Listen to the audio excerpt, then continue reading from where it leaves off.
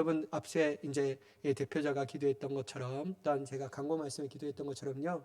특별히 여러분 우리가 이 이틀 동안에는 이 나라와 민족을 위해서 좀 기도해야 될 것 같습니다. 제가 이 태풍 이름을 들어도 까먹은 것 같아요. 하여튼 초강력 태풍이라는데 여러분 그렇게 오고 아마 이 부산 지역을 이렇게 관통한다라고 생각하고 있습니다. 그래서 피해가 없도록 여러분 많이 기도해 주시기 바랍니다. 여러분 남자들이 제일 듣기 싫어하는 남자들이 제일 가기 싫어하는 교육이 있는데요. 어떤 교육인지 아십니까? 지극히 제 개인적인 경험인데 제가 제일 가기 싫었던 곳, 제일 시간이 아깝다라고 말했던 그 교육이 뭐냐면요. 민방위 교육이었어요. 민방위 교육이 너무 가기 싫은 거예요. 예비군도 그렇게 갔다 왔으면 좀 끝나면 됐겠는데 왜 이렇게 민방위 또 오라고 할까? 너무 가기가 싫은 거예요. 그래서 여러분 민방위 갈 때는 진짜 막 끌려가는 도살장의 어린 양간처럼 막 끌려가요.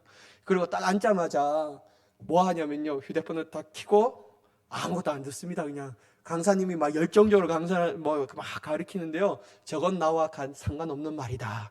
하생방 언제 일어날지 어떻게 알고 CPR 언제 할지 난 그건 모르겠다. 막 주위에 119 신고 부르면서 잘 하시는 분 CPR 좀 해주세요. 막 이렇게 하면 되지. 그건 내가 뭐 하라고 들을 필요가 있냐. 지진 날 때 지진은 좀 나겠지만 뭐 알아서 되겠지. 막 이런 마음을 가지고 막 민방위 훈련을 갈 때는요, 그 교육을 제대로 안 듣습니다. 처음부터 끝까지 안 들어요. 그래서 저는 민방위 훈련을 가는 게, 교육을 가는 게 너무 곤욕이었습니다. 근데 이제는 행복해요. 왜냐하면 민방위 교육이 끝났기 때문입니다. 이제는 제 국방의 의미를 벗어버리며 이제 전쟁에 나오면 위사시에 때마다 제가 이제 가서 뭐 이렇게 안내하고 뭐 이런 것만 있는데요.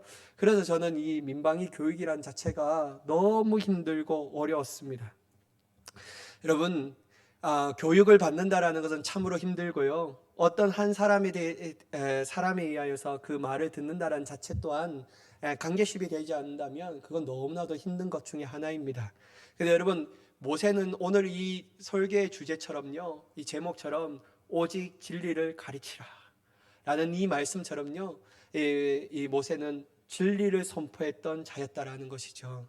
여러분, 오늘은 모세의 5번째 시간인데 그 진리를 선포하시는, 왜 우리 또한 모세처럼 그 진리를 가르쳐야 하는지, 또한 가르치기 위해서는 우리의 자세가 어떻게 해야 하는지에 대해서 좀 나누려고 합니다. 저는 예전에 한참 창조론에 관한 책을 읽고 공부하는 것을 좋아했는데요, 중등부를 맡고 있을 때 더욱더 창조론을 공부할 필요성을 많이 느꼈기 때문에 그러한 여러 가지 서적을 가지고 막 공부했습니다. 그 중에서 제가 가장 은혜 많이 받았던 책이 있는데요, 그 책의 저자가 누구시냐면요, 이재만 선교사님이셨어요. 예, 그분은 원래 진화론적 지질학 공부를 하는 분이었거든요. 그러던 중에 미국 미시간주 주립대학에서 공부를 하셨습니다. 이때 창조과학이라는 것을 만났어요. 그리고 진화론의 허구에 대해서 깨닫고 이제 하나님께서 성경대로 행하신 사실을 전하기 위하여 그의 일생을 바친 분이시라고 할 수 있습니다.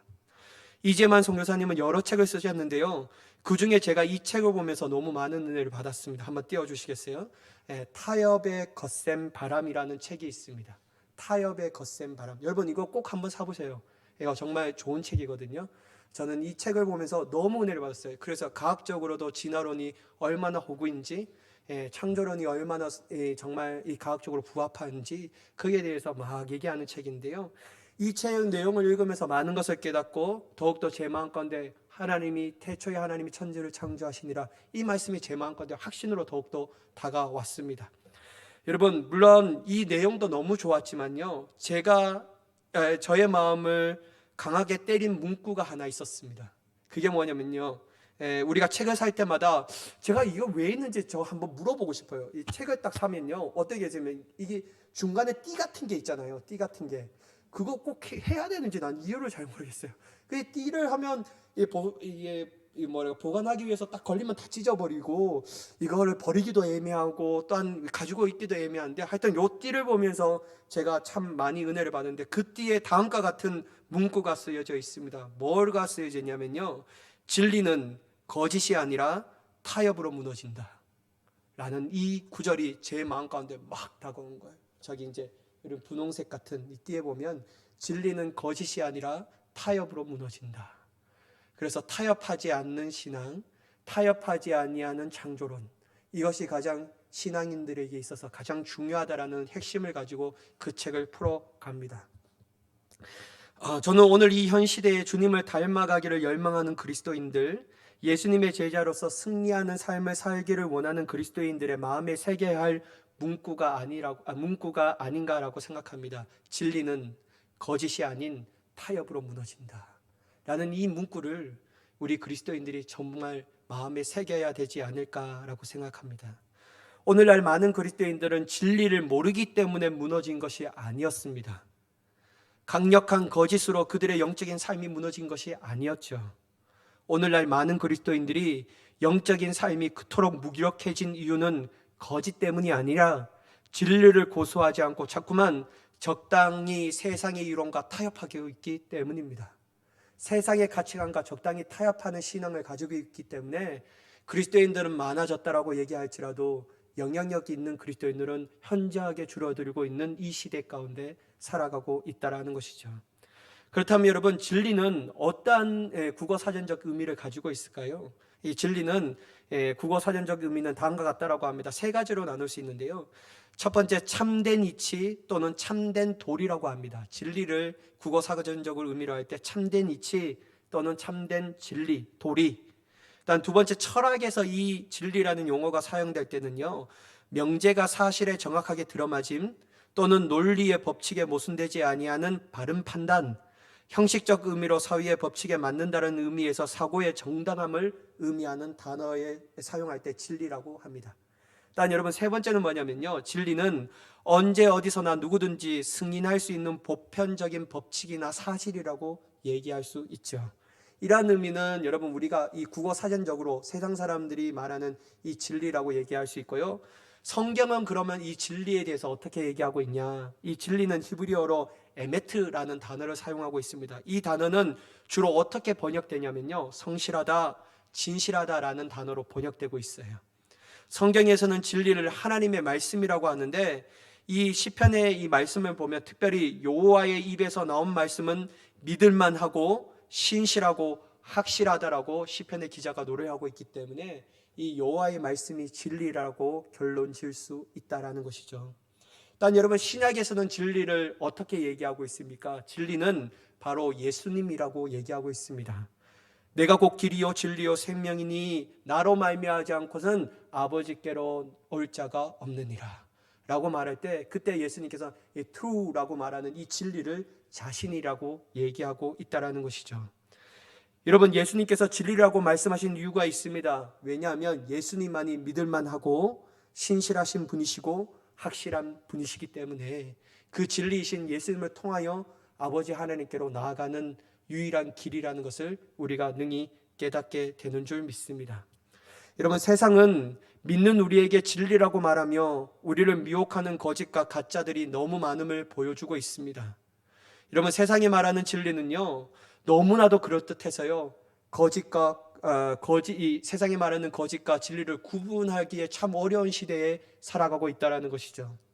제가 유튜브에 이게 베트남이라든지 또한 이렇게 필리핀이라든지 또한 이런 그 동남아시아 태국이라는 이 나라의 유튜버들이 이렇게 여행하는 유튜버들을 많이 보거든요. 너무 가고 싶어서 막 이렇게 보면요, 특별히 이 유튜버들이 이 1,000만이 넘는 조회수가 나오는 이게 있는데, 그게 뭐냐면요, 베트남의 이 짝퉁 시장이었어요.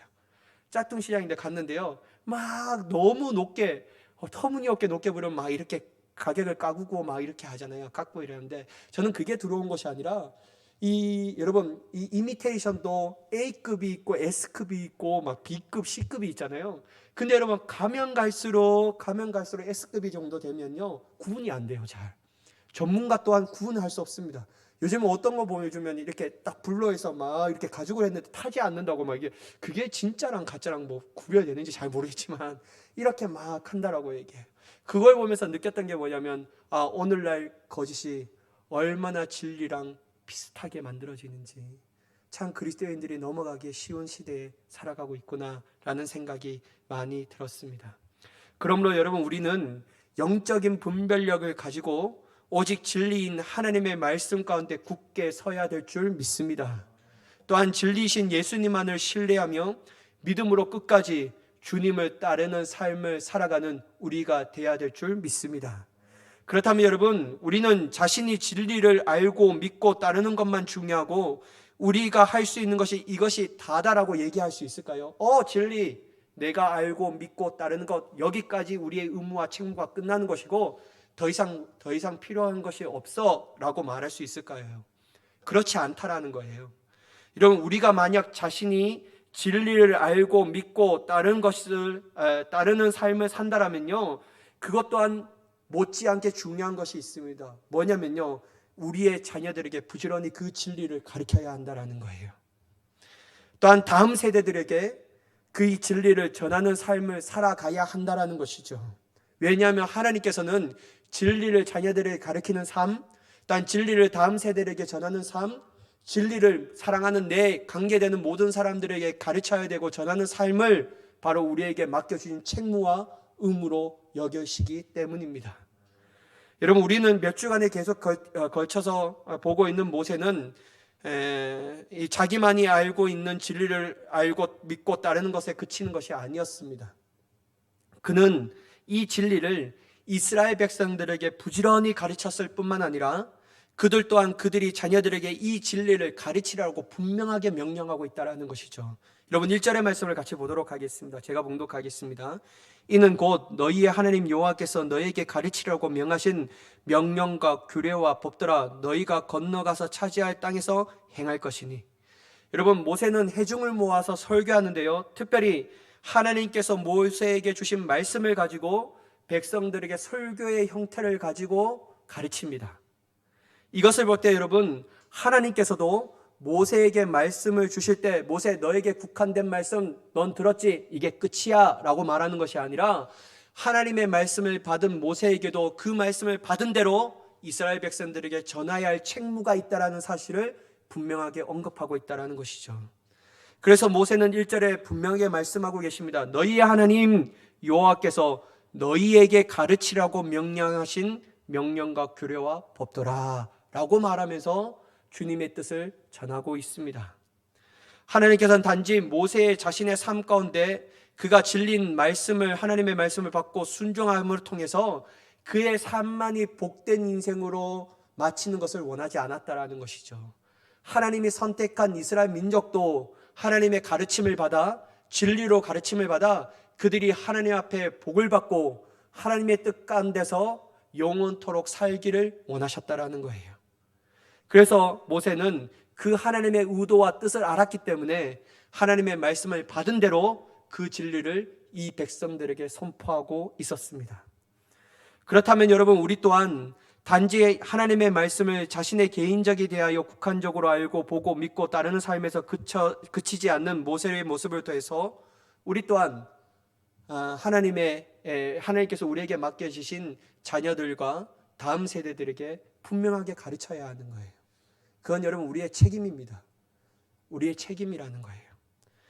여러분, 우리가 분명하게 우리의 자녀들과 다음 세대들과 우리가 교제하는 모든 사람들이 가르쳐야 하는데요, 그것을 잘 가르치기 위해서 어떤 것이 필요하냐면요, 첫 번째, 가르치는 우리 자신이 진리이신 하나님의 말씀에 대한 확신과 신뢰가 있어야 한다는 거예요. 가르치는 자가 하나님의 말씀에 대하여 확신도 없고 신뢰도 없고 믿지 못한다면요, 어떻게 그 말씀을 가르칠 수가 있냐라는 거예요. 쉽게 말하자면 제대로 진리이신 하나님의 말씀을 알아야 한다는 것이죠. 가르치는 네가 진리이신 하나님의 말씀을 제대로 알지 못하는데 어떻게 제대로 가르칠 수가 있겠습니까? 여기서 제대로란 단어의 의미는요, 하나님께서 의도하신 대로, 하나님께서 생각하신 대로, 뜻하신 대로 가르치는 것을 의미합니다. 가르치는 우리가 하나님의 말씀에 대한 확신과 신뢰가 없고 체험이 없다면요, 어떤 위험성을 담보하고 있냐면요, 내 자신의 뜻을 가르칠 수 있는 경향성이 커집니다. 내 마음대로 가르칠 가능성과 경향성이 커진다라는 거예요. 그래서 여러분, 우리는 우리가 의도하는 하나님의 말씀을 가르치는 것은 하나님의 마음과 뜻이 아니라는 사실을 분명하게 인지해야 될 줄 믿습니다. 나중에 이러한 모습으로 가면요, 진리는 온데간데 없고 가르치는 자의 말씀만이 있는 안타까운 상황이 나타난다라는 거예요. 따라서 여러분, 먼저 우리는 하나님의 말씀을 읽고 배우고 확신하는 데 거해야 될 줄 믿습니다. 여러분, 사도 바울은 영적으로 자신의 아들로서 아끼고 있던 사랑했던 이 디모데에게 다음과 같이 얘기합니다. 여러분, 디모데가 어떤 자입니까? 목회자였다라는 거예요. 그에게 다음과 같이 디모데후서 3장 14절에 말씀하는데요, 그러나 너는 배우고 확신한 일에 거하라. 너는 내게 누구에게서 배운 것을 알며. 이런 목회자였던 디모데에게 자신에게 맡겨진 양들이 있었다라는 거예요. 이 양들을 하나님의 말씀으로 잘 가르치기 위하여 디모데에게 먼저 요구했던 사도 바울의 뜻이 있었습니다. 그게 뭐냐면요, 너는 하나님의 말씀에 배우고 확신한 일에 거하라는 거예요. 이 거하지 않는다면 제대로 가르칠 수가 없다라는 것을 의미하고 있다라는 것이죠. 그렇다면 여러분, 사도 바울이 왜 디모데에게 배우고 확신하는 일에 거하라고 얘기했을까요? 무엇이 있기에, 무엇이 위험하기에, 무엇이 이것들을 하지 않으면 어려움을 주기 때문에 그렇게 하는 것입니까? 여러분, 사도 바울은 그렇게 하지 않으면 다음과 같은 위험성이 있다는 것을 이 디모데에게 얘기하고 있습니다. 디모데후서 3장 13절의 말씀을 보면요, 악한 사람들과 속이는 자들은 더욱 악하여져서 속이기도 하고 속기도 하나니. 사랑하는 여러분, 사도 바울이요, 디모데에게 네가 하나님의 말씀을 배우고 확신한 일에 거하지 않는다면 너희가 맡기고 있는 맡은 그 어린 양들, 맡은 목양해야 할 그 양들이 악한 자들에게 넘어갈 경향성이 넘쳐난다라는 거예요. 악한 자들에게서 배우고 쏟기도 하고 그 쏟음을 통해서 하나님의 말씀이라고 착각하는 그 일들이 나타나기 때문에 너가 먼저 하나님의 말씀을 배우고 확신하지 않는다면 안 된다라는 거예요. 특별히 여러분, 이 가르치는 자가 하나님의 말씀 가운데 확신하고 배우는 일에 게으른다면요, 그는 하나님의 말씀을 제대로 전할 수 없습니다. 그 또한 마귀에게 사로잡혀서 사람들을 속이는 일에 앞장서게 하며 하나님의 말씀을 변질시켜 모든 사람들의 영혼의 영적 성장을 멈추는 악한 도구로 사용받을 수밖에 없다라는 것이죠. 그래서 여러분, 사도 바울은 너가 하나님의 말씀을 제대로 알고 배우고 확신하라라고 분명하게 얘기하고 있습니다. 사랑하는 여러분, 날마다 진리인 하나님의 말씀을 알고 배우고 확신하는 일에 우리가 힘을 쏟아야 될 줄 믿습니다. 거기에 우리의 마음을 기울여야 한다라는 것이죠. 만약 하나님의 말씀에 우리의 마음을 제대로 쏟지 못한다면요, 우리 또한 능력 있는 그리스도인들을 세우는데 제대로 쓰임 받을 수가 없다라는 거예요. 내가 사람들에게, 믿는 사람들 교제할 때요, 내 안에 하나님께서 주신 말씀 가운데 배우고 확신하는 일이 없다면요, 그에게 영향을 끼치는 것은 하나님의 선행을 끼치가 아니라 세상의 가치관에 영향을 끼치며 세상의 주류의 문화에 영향을 끼치며 그들이 육적인 그리스도인으로 성장하기에 우리의 삶이 쓰임받을 수밖에 없다라는 것이죠. 저와 여러분의 모든 삶 가운데 하나님의 말씀을 제대로 알고 배우고 거하는 일에 힘을 쏟아 모든 이들로 하여금 제대로 가르칠 수 있는 거룩한 하나님의 도구가 되기를 간절히 축복합니다. 여러분, 이 일에 우리가 힘을 쏟아야 하는 거죠. 두 번째, 우리가 진리인 하나님의 말씀을 가르쳐야 하는 이유는 뭐냐면요, 그들이 하나님을 경외하고 순종하며 또한 그분의 놀라운 복을 누리는 삶을 살아가기 위해서라는 거예요. 여러분, 2절과 3절의 말씀을 한번 보도록 하겠습니다. 곧 너와 내 아들과 내 자손들이 평생에 내 하나님 여호와를 경외하며 내가 너에게 명한 그 모든 규례와 명령을 지키게 하기 위한 것이며 또 내 나를 장구하게 하기 위한 것이라. 이스라엘아, 듣고 삼가 그것을 행하라. 그리하면 내가 복을 받고 내 조상들의 하나님 여호와께서 내게 허락하신 것 같이 젖과 꿀이 흐르는 땅에서 내가 크게 번성하리라. 여러분, 모세는 이스라엘 백성들에게 분명하게 말씀합니다. 너와 내 아들과 내 자손들이 평생에 내 하나님 여호와를 경외하며 내가 너에게 명령 그 모든 규례와 명령을 지키게 하기 위한 것이라고 말입니다. 여러분, 우리는 다음과 같이 착각할 때가 참 많습니다. 생각할 때가 많아요. 어떤 거냐면요, 나는 그리스도인이고 매 주일마다 빠짐없이 예배에 참석하고 종교적 행위인 헌금도 잘하고 봉사도 잘하기에 누구보다도 하나님을 경외하며 누구보다도 하나님의 말씀하는 순종하는 삶을 살아가고 있다라고 생각할 때가 많습니다. 근데 여러분, 그러한 것이 물론 좋은 의미로 그렇게 하는 분들도 많지만요, 일부분의 사람들은 착각합니다. 착각이라는 거예요. 난 누구보다도 믿음이 좋고 누구보다 하나님을 경외하며 누구보다도 하나님 앞에 올바르게 순종하고 있다라고 생각하는 거예요. 근데 여러분, 어지간히 보면요, 착각하는 경우가 많은 거예요. 물론 여러분, 그러한 삶을 사는 그리스도인들이 그렇지 않은 사람들보다 하나님을 경외하고 그분의 말씀에 순종하는 삶을 더 잘 산다라고 할 수 있습니다. 왜냐하면 그것은 은혜의 수단이기 때문이에요. 은혜의 수단을 활용하지 않는 사람보다 활용하는 사람들이 더 하나님의 경외하고 하나님의 뜻 가운데 순종할 경향성은 더 커집니다. 하지만 여러분, 꼭 은혜의 수단을 사용한다고 해서 우리가 꼭 그런 사람으로 결론 짓는 것은 아니라는 것이죠. 단지 우리가 종교적인 행위인 예배에 참석, 헌금이라는 것을 잘한다고 해서 꼭 하나님을 경외하는 삶, 그분의 말씀에 순종한다라고 말할 수 없다라는 겁니다. 만약 우리가 온 마음으로 하나님을 경외하며 예배한다면 그 예배 가운데 은혜를 못 받는 것이 아주 이상스러운 일이라는 거예요. 우리의 온 마음으로 하나님을 예배하고 전심으로 하나님을 예배하는데 내가 은혜를 못 받아요? 그건 이상한 일이죠. 이상한 일이라는 거예요. 예배 가운데 우리의 마음의 자세와 우리의 태도가 하나님이 원하지 않는 모습으로 나타난다면요, 우리는 절대로 하나님을 경외할 수 없습니다. 우리는 절대로 하나님의 말씀 가운데 순종할 수 없다라는 거예요. 여러분, 한번 생각해 보세요. 진짜 내가 하나님을 경외한다면요, 우리가 예배를 드리는 우리의 자세가 어떻게 될까요? 온 마음과 전심으로 예배합니다. 딴정 피울 수가 없는 거예요. 아니, 다른 것이 생각이 안 나요. 예배 끝나면 오늘 밑에는 어떤 반찬이 준비되어 있을까? 이거 생각 안 나요. 오늘 예배가 끝나면 집에 가면 저녁에는, 저는 예전에 그런, 참 죄송합니다, 은혜가 없을 때 어떤 생각이냐면요, 다 끝나고 집에 가면 오늘은 BBQ를 먹을까 교촌을 먹을까 막 이렇게 생각했어요. 근데 여러분, 정말 하나님을 경외한다면요, 우리의 예배 자세는요 그렇게 할 수가 없어요. 그렇게 하고 싶어도 안 돼요. 여러분, 강권적인 역사가 하나님의 사모하는, 하나님을 경외하는 자들의 마음 가운데 부어졌기 때문이에요. 아무 생각이 아니에요. 오직 무엇을 생각하냐면, 어떻게 하나님을 영화롭게 할 수 있을까? 내가 어떻게 하면 하나님을 더욱더 만날 수 있을까? 야, 하나님이 나에게 모든 말씀을 선포하시는데 그 말씀 중에 하나님의 뜻하신 말씀이 있을 건데 내가 꼭 발견해야지. 내가 꼭 은혜를 받아야 지. 이 말씀을 하는데 여러분, 다른 것이 생각이 안 들어요. 여러분, 정말 하나님을 경외한다면요, 하나님을 찬양하는 것이 온전한 기쁨입니다. 저 찬양하는 사람은 왜 그렇게 자꾸 돌려? 왜 이렇게 반복해? 2번 반복하고 3번 반복하면 됐지. 4번, 5번. 이런 생각이 안 들어요, 여러분. 하나님을 경외한다면요. 하나님을 찬양하는 것이 그냥 기쁨이에요, 기쁨. 또한 여러분, 하나님을 온전히 경외한다면요, 주님께서 주신 물질을 구별하여 드리는 것이 온전한 행복입니다. 아깝다라는 생각 1도 안 듭니다. 왜 아깝다고 생각합니까? 하나님을 경외하는 마음이 약해졌기 때문이에요.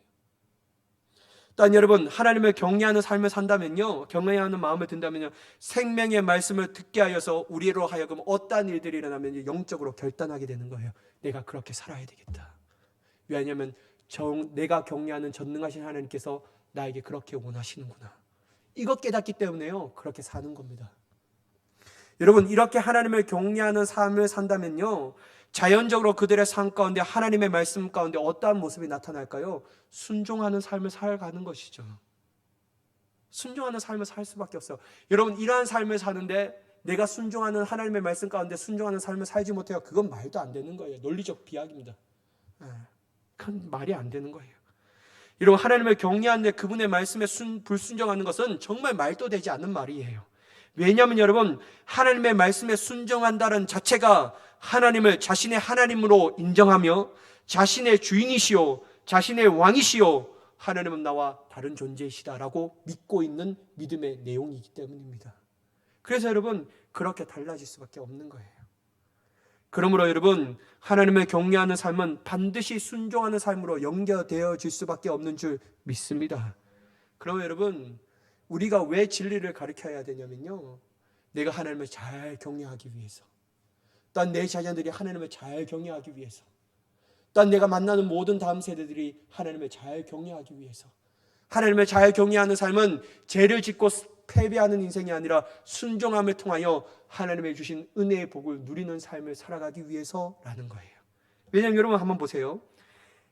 그러한 삶을 살기 위해서 진리신 하나님의 말씀을 제대로 가르치고 제대로 배운다라면요, 어떠한 일들이 일어나냐면요, 하나님의 복을 받을 수밖에 없는 거예요. 여러분, 제 말이 아닙니다. 2절 후반부를 보십시오. 여러분, 어떻게 합니까? 뭐라고 얘기하죠? 모세가 또 내 날을 장구하게 하기 위한 것이라 라고 말해요. 여러분, 이건 뭐냐면요, 오래 산다라는 거예요. 너의 날이 길어질 것이라고 의미하기 때문에 거예요.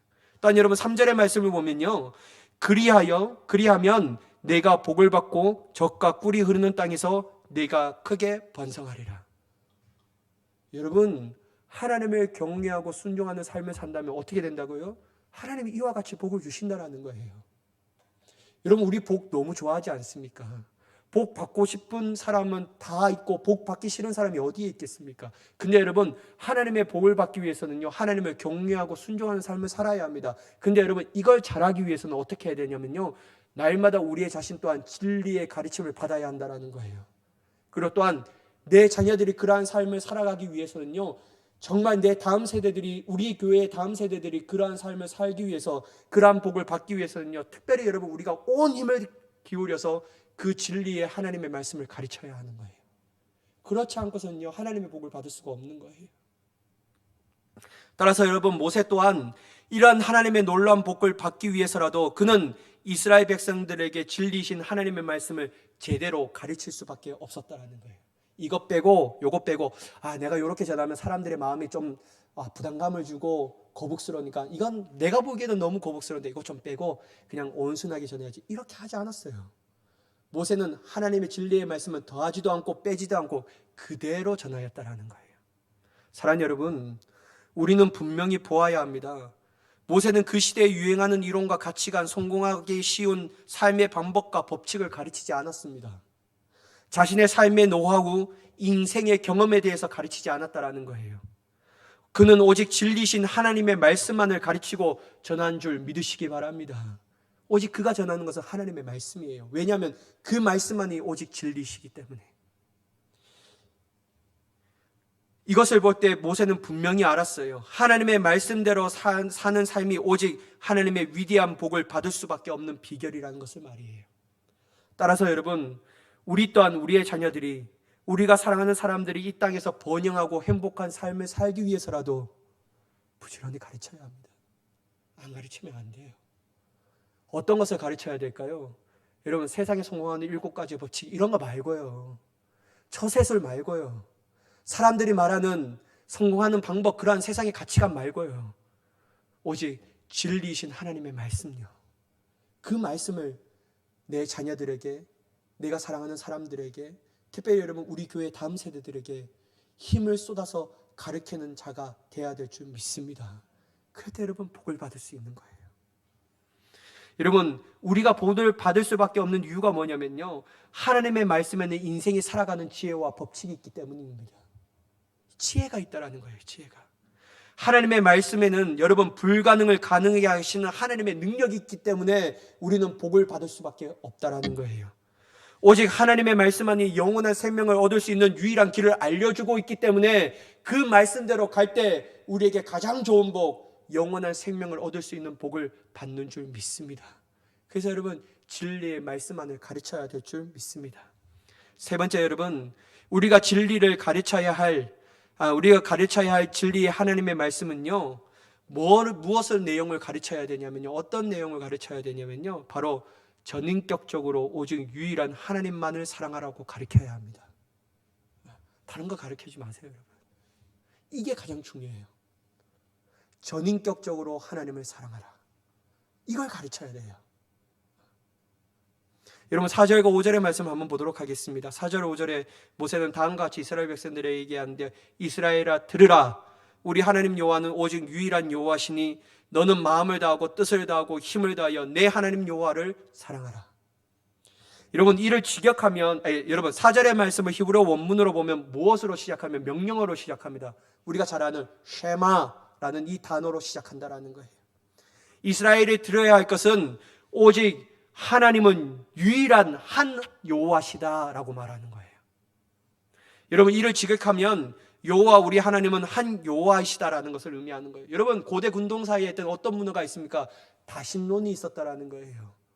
여러 신들이 존재한다라고 믿었습니다. 근데 여러분, 이상하게 이스라엘만큼은요, 오직 유일신을 믿었습니다. 하나님만이 오직 너희의 유일한 여호와시다. 그 하나님의 말씀을 들으라라는 거예요. 이렇다면 유일하신 하나님을 우리가 듣고 그 하나님에 대하여 어떻게 해야 하는 것을 모세가 가르치고 있는데, 5절에 말씀처럼 사랑해야 한다라는 거예요. 사랑하라라는 거죠. 유일한 하나님 한 분만을 사랑하라고 모세는 힘써 말하고 있다는 것입니다. 여러분, 근데 히브리어 원문에 보면 5절에 이렇게 직역할 수가 있습니다. 너는 여호와 너희 하나님을 사랑해야 한다. 온 너희의 마음으로, 그리고 온 너희의 영혼으로, 그리고 온 너희의 힘으로. 여러분, 여기에 반복되어 있는 단어가 있는데 그게 뭐냐면 온이라는 단어예요. 직역하면 온이라는 단어가 사용되어 있다는 것이죠. 여기서 여러분, 온이라는 단어는 히브리어로 이 직역하여서 온이라는 단어는 뭐를 나타내느냐? 퍼센트를 나타내는 거예요. 뭐냐면 100%를 뜻합니다. 다시 말해서 여러분, 마음과 영혼과 힘, 전인격적으로 주님을 사랑하라는 거예요. 인간의 지성, 감성, 의지, 존재 자체, 에너지 등을 모든 것을 포함하여서 주님을 사랑하라고 얘기하고 있다는 것이죠. 사랑하는 여러분, 진리이신 하나님의 말씀의 핵심은요, 어떤 것을 가르쳐야 되는 이 가장 본질적인 핵심이 뭐냐면요, 하나님을 전인격적으로 사랑하라는 거예요. 그거 빼고 다른 거 가르치면 안 됩니다. 그걸 중심으로 딱 마음에 잡아야 한다는 거예요. 우리의 마음이 하나님을 사랑할 수 있는 상황과 여건, 그리고 환경이 조성할 때 사랑하라라고 성경은 말하고 있지 않습니다. 하나님은 그렇게 우리의 마음을 요구하지 않아요. 야, 너가 마음이 좀 넉넉하니까 이제 하나님을 사랑할 수 있지? 나 사랑할 수 있지? 너희가 그렇게 환경이 조성되니까 이제 나 이제 좀 사랑해야 되지 않겠니? 이렇게 얘기하는 것이 아니에요. 너희가 상황과 환경과 여건이 어떠하든지 너는 온 마음으로 주님을 사랑하라. 전인격적으로 주님을 사랑하라는 거예요. 모세는 이 말씀이 너무나도 중요해서 어떻게 얘기하냐면 이 말씀을 너희 마음에 새기라는 거예요. 사랑하는 여러분, 제발 여러분, 우리가 하나님의 말씀을 들을 때요, 이 귀에 새겨서 이 길로 나가는 인생을 사는 것이 아니라 특별히 가장 중요한 핵심의 말씀, 주 너희 하나님을 온 전인격적으로 사랑하라. 그 마음을 어디에 새겨야 되냐면요, 귀에 새기는 것이 아니라 우리의 마음에 새겨야 합니다. 지워지지 않는 하나님의 전능하신 능력으로 세워야 하는 거죠. 그리고 여러분, 어떻게 또한 모세가 얘기하냐면 너희 마음에 새긴 이 말씀을 가지고 너희 자녀들에게 부지런히 가르치라고 얘기하는 거예요. 어느 정도로 부지런히 가르쳐야 되냐면요, 언제 어디서든지 무엇을 하든지 이 말씀을 가르쳐야 되는데, 길을 갈 때든지 앉아 있을 때든지 무엇을 할 때든지 다 주 너희 하나님을 사랑하라. 온 마음과 뜻과 정성을 다하여 주 너희 하나님을 사랑하고 얘기해요. 그리고 또한 여러분, 이 말씀이 너무나도 중요하게 어떻게 하라고 하냐면요, 이 본질이기 때문에 너의 손목에 매라는 거예요. 손목에 매라는 거예요. 여러분, 손목에 맨다라는 자체가 뭐냐면요, 손목을 들 때마다 이 전능하신 하나님의 말씀을 보라는 것이죠. 그리고 또 여러분, 미간에 붙이라는 겁니다. 이건 뭡니까 여러분? 미간에 붙인다라는 건 뭡니까? 다른 사람이 볼 수 있게끔 하라는 거예요. 또한 여러분, 가장 또 뭐라고 얘기하냐면요, 내 집 문설주와 바깥문에 이게 기록하라는 거예요. 뭐냐면 내가 집에 오고 갈 때 주 너희 하나님을 사랑하라는 것으로 삶을 시작해야 되고, 주 너희 하나님을 사랑하라는 것으로 그 하루의 일과를 마쳐야 한다는 거예요. 사랑하는 여러분, 우리는 너무나도 이 본질을 가르치지 않았습니다. 대충 그냥 하나님 너 마음 사랑하기 전에 그냥 사랑하면 되지 뭐. 네 마음이 넉넉할 때 하나님 사랑할 수 있어. 네 삶의 형편이 그렇게 할 때 하나님을 사랑할 수 있어 라고 가르쳤어요. 그러니까 여러분, 제가 정말로 안타까운 것이 뭐냐면요, 이 중등부 아이들 때 시험 기간 되면 아이들이 안 나와요. 왜 안 나온지 아십니까? 공부해야 돼서 안 나온다고 해요. 근데 여러분, 그런 부모님들, 그때는 아이들이 공부해서 막 열심히 해서 대학교 갔어요. 근데 그 부모님들이 나중에 저희 와서 정말 그 긴 시간을 보내고 그 자녀가 대학 가고 정말 좋은 직장을 가요. 그랬는데도 그 부모님들이 와서 눈물 흘리면서 통곡하는 것이 있어요.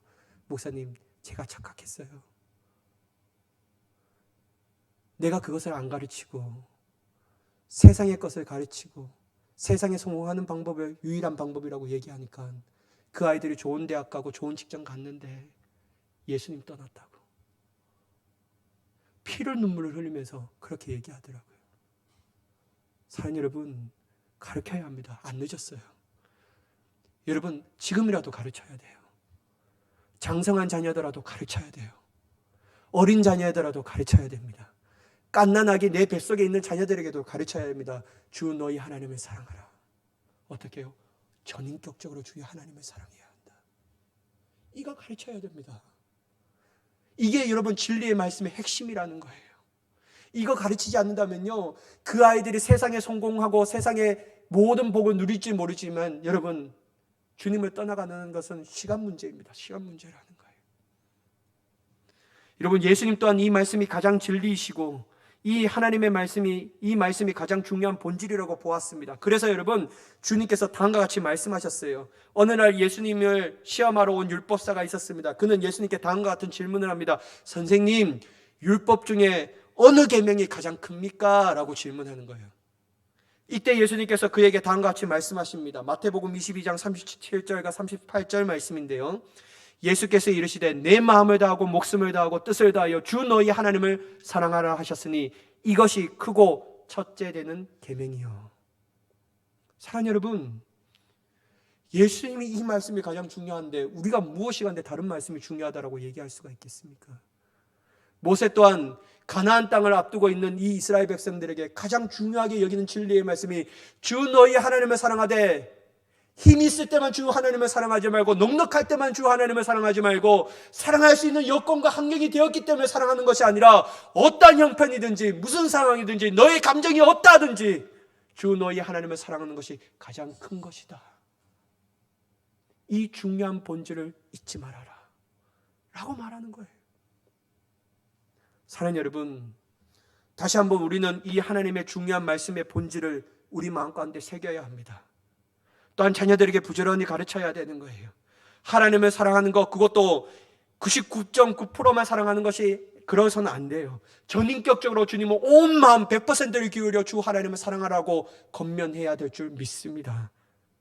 여러분, 오늘 이 시대는요, 하나님 말고 사랑하는 것도 많고 또한 사랑해야 할 것도 많은 현실입니다. 하지만 예나 지금이나 앞으로나 그리스도인들에게 있어서 가장 중요한 것이 있습니다. 그것은 다른 것이 아닌 주 너희 하나님을 사랑하는 거예요. 유일하신 하나님만을 사랑하는 것입니다. 적당히 사랑하는 것 말고, 입술로만 지적인 동의로 하나님을 사랑하는 것 말고 내 삶을 던져서라도 주님을 사랑하는 것이 회복되어야 될 줄 믿습니다.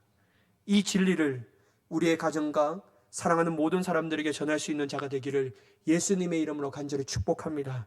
특별히 여러분, 우리 교회에 젊고 정말 어린아이들이 있는데요, 그 다음 세대들이 이 말씀을 부여잡고 학교 생활도 하고 삶의 생활도 해서 이 말씀으로 끝까지 믿음 생활하고 끝까지 하나님께 영광 돌릴 수 있는 위대한 복을 누리며 나아갈 수 있는 귀한 은혜가 있기를 예수님의 이름으로 간절히 축복합니다. 여러분, 저는 마지막 유기성 목사님의 하신 말씀으로 설교를 마치려고 합니다. 한번 사진 띄워주시겠어요?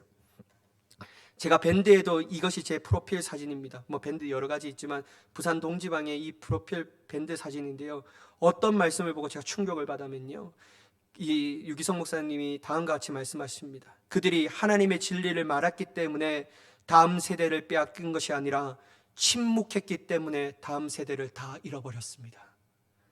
그들이 하나님의 진리를 말했기 때문에 다음 세대를 뺏긴 것이 아니라 침묵했기 때문에 다음 세대를 잃어버렸습니다. 사랑하는 여러분, 다음 세대를 잃어버리지 않는 우리의 삶이 되기를 예수님의 이름으로 간절히 축복합니다. 기도하겠습니다. 사랑의 하나님,